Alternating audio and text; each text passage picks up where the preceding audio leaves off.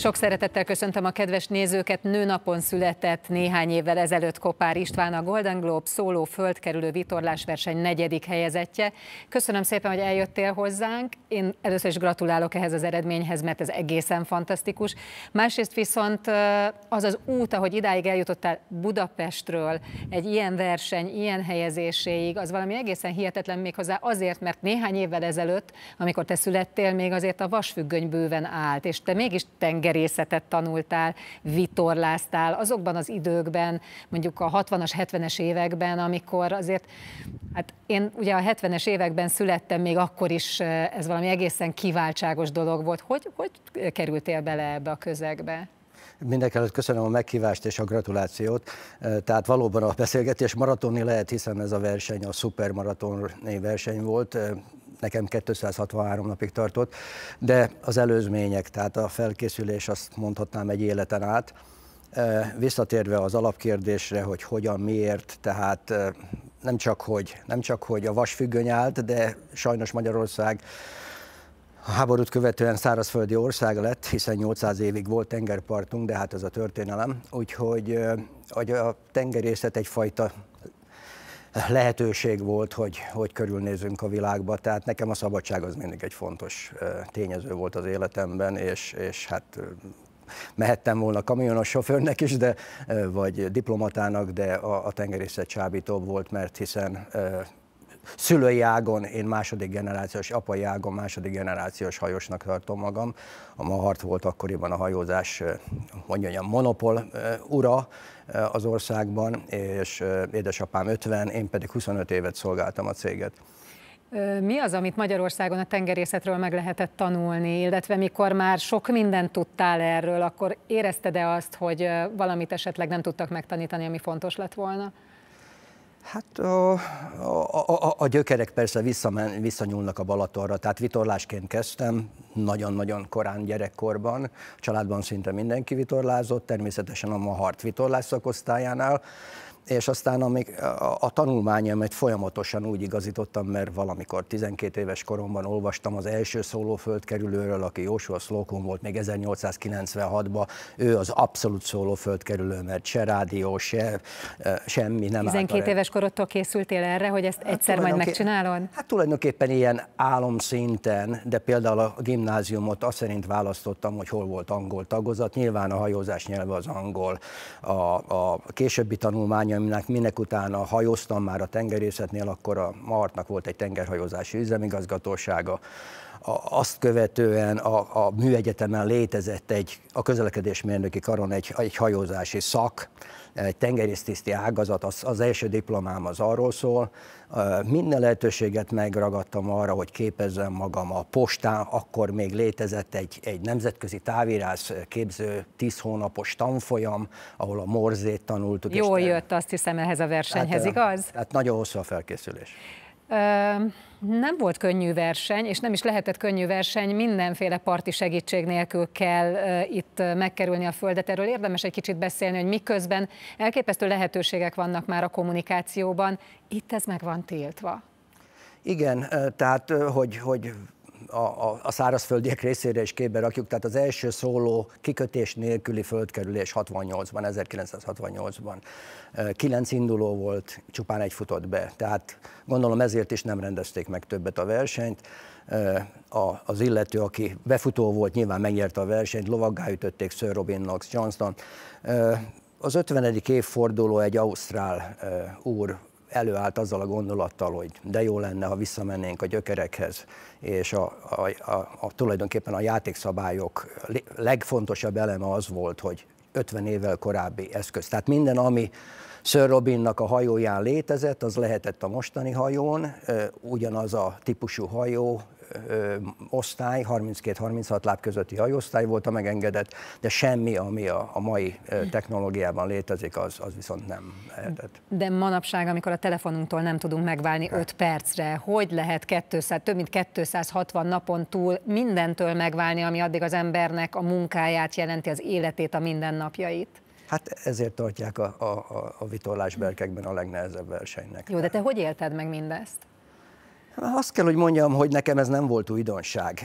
Ez a része abszolút nem volt újdonság. Nekem, mint első magyar, aki szólóban egy kikötéssel körbehajózta a Földet 90-91-ben, egy Balaton 31-essel, azt kell, hogy mondjam, még szerényebb feltételekkel hajóztam. Jó, én nem véletlenül kérdeztem azt, hogy mi volt ez, amit megtanultál, illetve nem tanultál meg Magyarországon, mert nyilván, aki sokkal jobb körülmények közül indul a tanulással, annak sokkal nehezebb egy ilyen verseny. Lehet, hogy egy kicsit utaltál is erre, hogy az idei győztes ugye 70 év fölött van. Lehet, 72 volt, igen. Lehet, hogy az ő számára meg még kevésbé voltak ezek a dolgok újdonságok. Tehát ti tulajdonképpen hajóztatok így, ilyen körülmények között.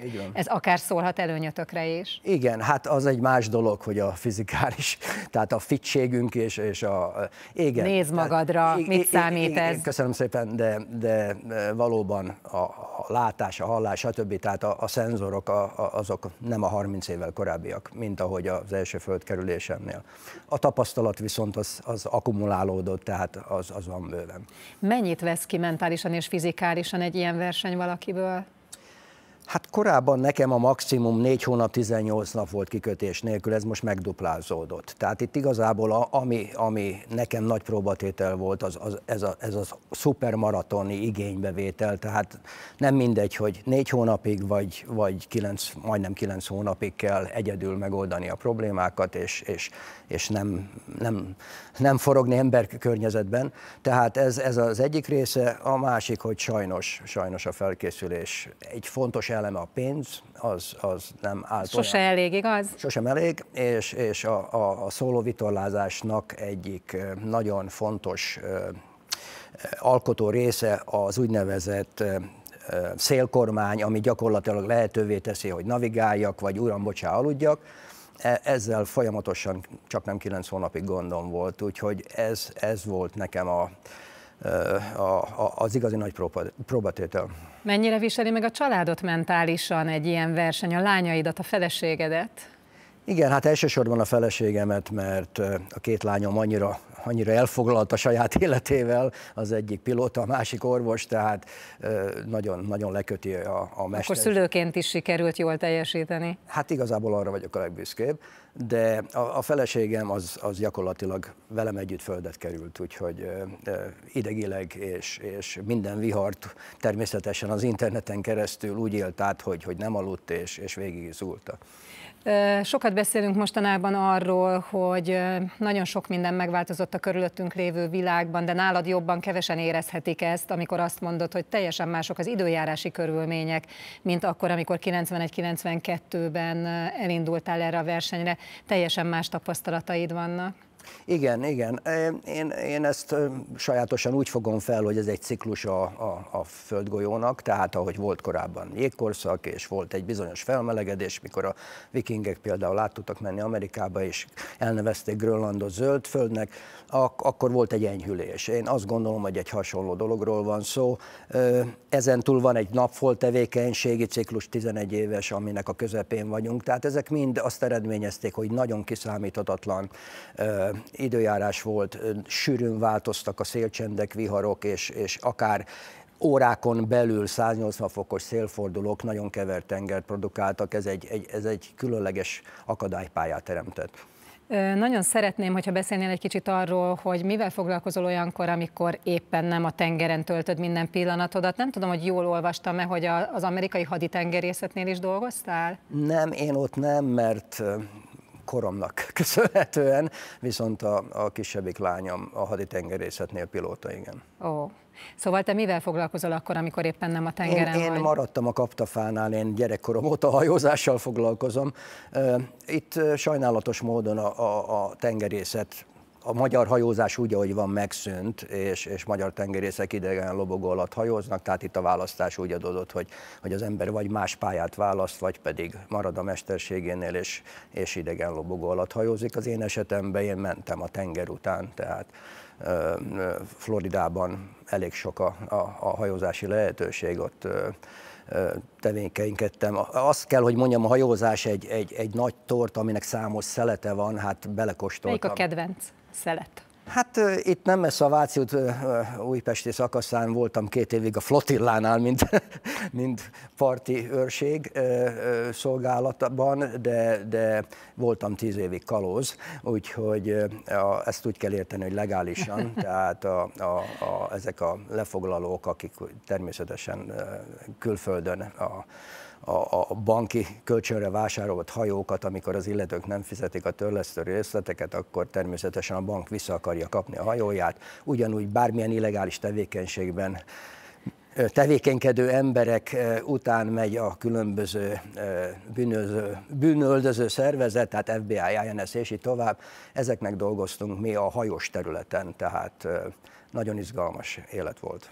Kevés lesz az 5-10 óra, úgy gondolom, de akit érdekelnek még dolgok, azok elolvashatják a könyvedet. Én köszönöm szépen, hogy itt voltál ma nálunk. Én is köszönöm a meghívást. A kedves nézőknek köszönjük szépen a figyelmet, viszontlátásra!